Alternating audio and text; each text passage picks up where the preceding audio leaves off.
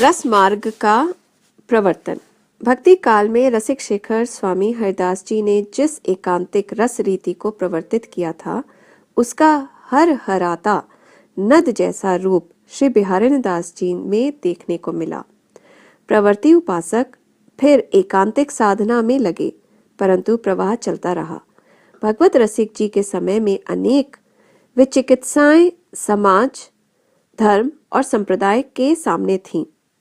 अपने उच्चतम सामाजिक एवं व्यक्तिक आदर्शों को गूंथकर उन्होंने अपने जीवन को परम माधुर्यमय रस के प्रति समर्पित कर दिया और उसी परम प्रेम रस से समाज को भी आप्यायित किया। भगवत रसिक का समाज दर्शन।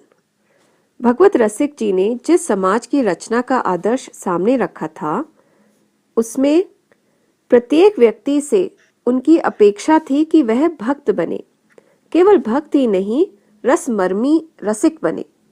स्वामी हरिदास जी के अद्भुत तत्सुख सुखित्व का सहचरी भाव से आनंद प्राप्त करे। परंतु समाज तो इस स्थिति में नहीं था। वह तो संसार को ही सत्य मान बैठा था, जबकि सांचे तो श्री राधा रमन ही हैं। भगवत रसिक जी की दृष्टि में यह संसार बाजीगर के खेल की तरह नाशवान है। भूत की संपत्ति की भांति उसे मिटते देर नहीं लगती। यहाँ के सभी संबंध धुएं के महल जैसे हैं। इन्हीं में वह अधम नरलोभ के वशीभूत होकर घर घर नाचता फिरता है। बात तो सच्चाई की करता है, परंतु सुनार की तरह सांचे झूठ के गढ़ता है। उनकी दृष्टि में लोभ समस्त पापों का मूल है। लोभ तो फूल है, इसके बाद बड़े कड़वे फल आते हैं। लोभ के कारण कैकेयी ने राम को वनवास दिया।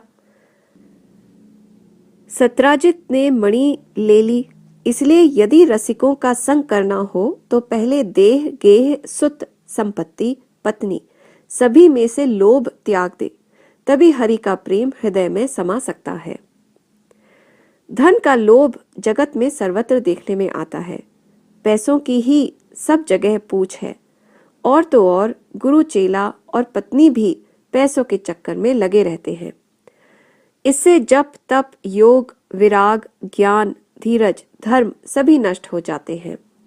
कलयुग ने सबको भंड कर रखा है। कपट को भगवत रसिक जी बहुत बुरा मानते हैं। उनका आदेश है कि कपटी का संग कभी नहीं करना चाहिए। इसी प्रकार वे अहंकार को पतन का मूल कारण मानते हैं।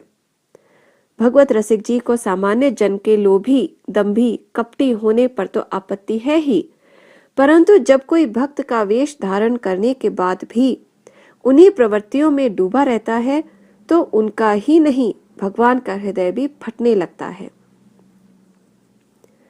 भगवत रसिक जी ने मानवीय दुर्गुणों को दूर करने की प्रेरणा बार बार दी है, क्योंकि वे केवल विनाश के ही कारण होते हैं। भगवान को पाना है तो विवेक, वैराग्य, भक्ति और सत्य ही सीधे मार्ग हैं।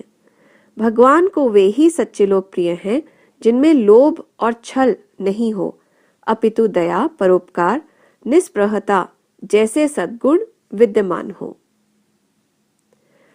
भगवत रसिक जी की दृष्टि में संत भी वही है जो हरि का भजन करता हो। साधु सेवा, सब जीवों पर दया उसके सहज स्वभाव है।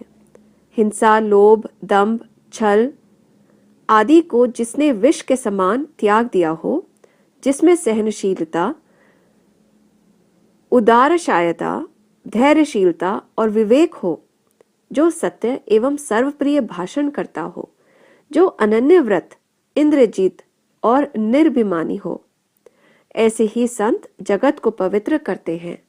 और ऐसे संतों की संगति तीनों प्रकार के तापों को नष्ट करती है। निश्चय ही भगवत रसिक जी की भक्ति भावना जगत को पावन बनाने वाली है। यही उनकी शांत एवं रचनात्मक क्रांति है।